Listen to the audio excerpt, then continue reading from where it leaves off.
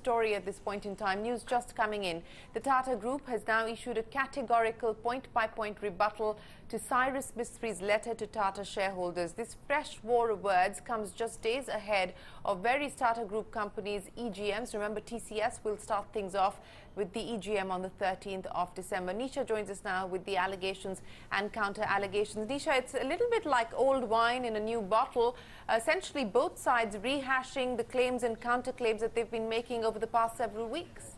That's right, Shireen, and it's just hotting up ahead of the EGM because they now have to present to the minority shareholders their point of view, and they are going all out to do that. First, it was Cyrus Mistry's and claims, and that was a letter to the shareholders, and now Tatas have given a point-by-point rebuttal of each of the statements that have been made by Cyrus Mistry. Of course, the minority shareholders would really take the call and good judgment of their voting right. But the first thing that Cyrus Mistry in his letter said, which was very prominent, is that Tata Group is nobody's personal fiefdom. To that, Tata Sons has really rebutted and said that it is not, but what Cyrus Mistry was trying to do was take a backdoor control into the company. And there they go on to say that on the various listed companies, the independent directors representing Tata Sons were going down, while Cyrus Mistry was gaining control of those boardrooms. So remember, that boardroom coup was something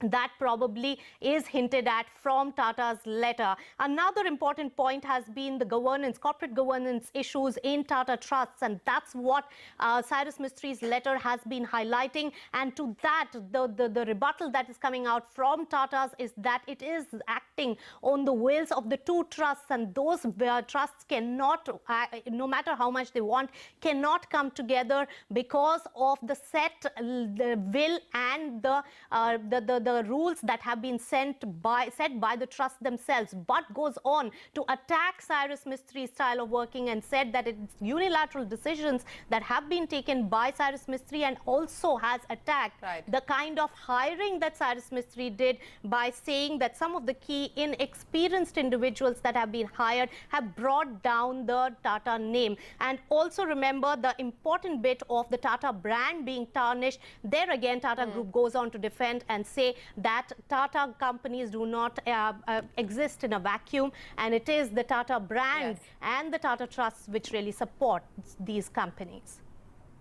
All right, Nisha, appreciate you joining us. Let's just bring in a quick reaction now. Shailesh Haribhakti joins us, and he's been with us tracking this story very closely over the last few weeks. Also with us, Jane Gupta, former ED at SEBI. Gentlemen, appreciate you joining us. Mr. Haribhakti, you know, if there's one thing that's clear, and I'm quoting from the Tata's statement, they say that Mr. Mistry's letter is a rehashed version from his earlier statements, press reports and leaks, which we have forcefully rebutted. You know, the fact of the matter is that whether you look at the Mistry 14-page presentation or you look at the response that's come in from the Tatas, essentially both a rehash of what we've heard so far, whether it's on issues of corporate governance, whether it's on issues of, you know, being dictated by the whims and fancies of a certain individual, it's issues of inexperienced individuals trying to operate as the super board. I mean, we've heard all of this stuff before. Do you believe that, you know, shareholders are going to really care about any of this stuff? Absolutely not. Nothing new has come out, and I think people are going to get very tired of listening to a rehash of what has already been said from both sides. As I said, the more important thing that they should share is how are they going to protect the minority shareholder interest in future. And as I said to you a little while ago, a few hours ago, is that we need the information asymmetry to be corrected. The minority shareholders need to know where the future of the company is going to be better served. And if somebody can talk about that, then maybe they'll get a respondent called. But by rehashing what has already been said in public domain, I don't know whether they believe that the louder, shriller voice is going to be heard, or the more sharp comments are going to be winning the battle. I don't understand this. Mr. Gupta, let me bring in a quick word from you as well. You know, the Tatas reiterating one of the charges against Cyrus Mistry, which is that he was trying to wrest control of operating companies, they say, through the back door. Now, you know, we've heard this from the Tatas in the past as well, both officially and source-based.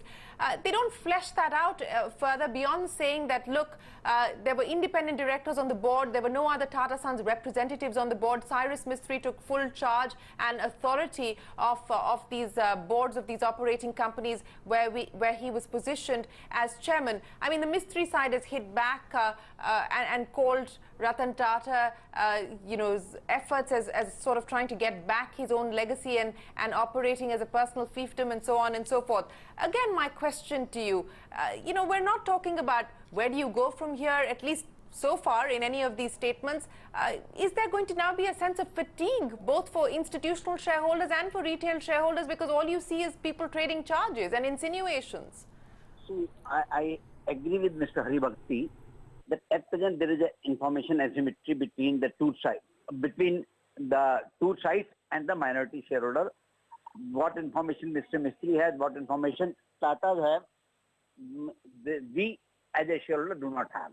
So the first is this, they have to be corrected. Now the second is this, shareholders are in a problem whom to believe, whether they should believe Mr. Mistry or believe Mr. Tata's side or Tata Sons. We have very clearly stated that one person is accused, other is accusing. Now, as a bystander, we cannot take sides whether Tata are right or Mistry is right. So we have suggested very simply, Tata, in order to set everything right, should appoint a third-party auditor or a consultant to go into each and every issue so that they can come out either clean, or if they are dirty, it should be brought out in that thing. That is one. The second is this, there is an issue, when the problem is this, now out of the 7 listed companies, in one company or 2 companies, board of directors, independent directors have backed Tatas.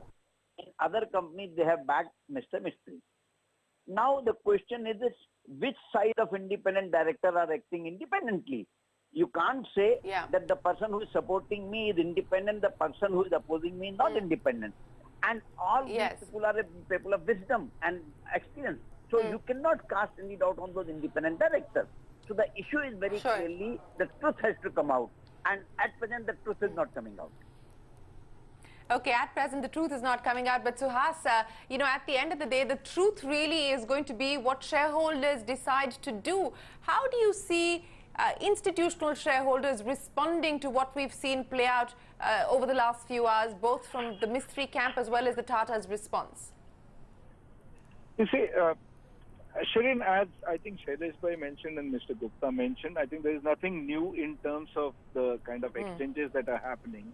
Therefore, the institutional investors and the other shareholders, including the minority shareholders, have seen nothing new, have not been informed or gained any knowledge of any new facts.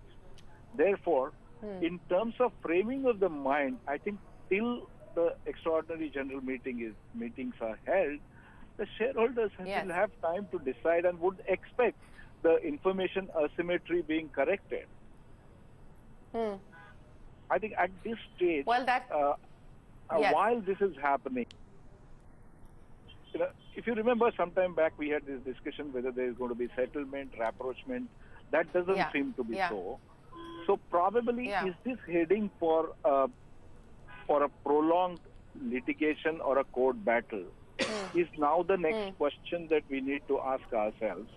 And if that were so, whether this would happen before the extraordinary general meetings are held.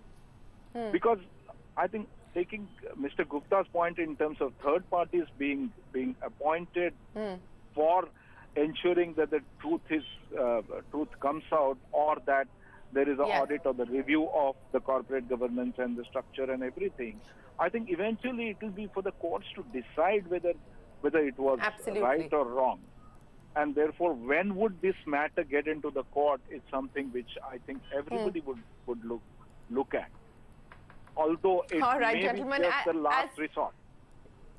It may be just the last resort, and as I've been pointing out, there is absolutely nothing new in either of these statements, either in the Mistry statement or in the response that's come in from the Tata camp. We've heard it all before. We've seen it all before since the 24th of October. Gentlemen, always a pleasure. Thanks very much for joining us here on CNBC TV 18.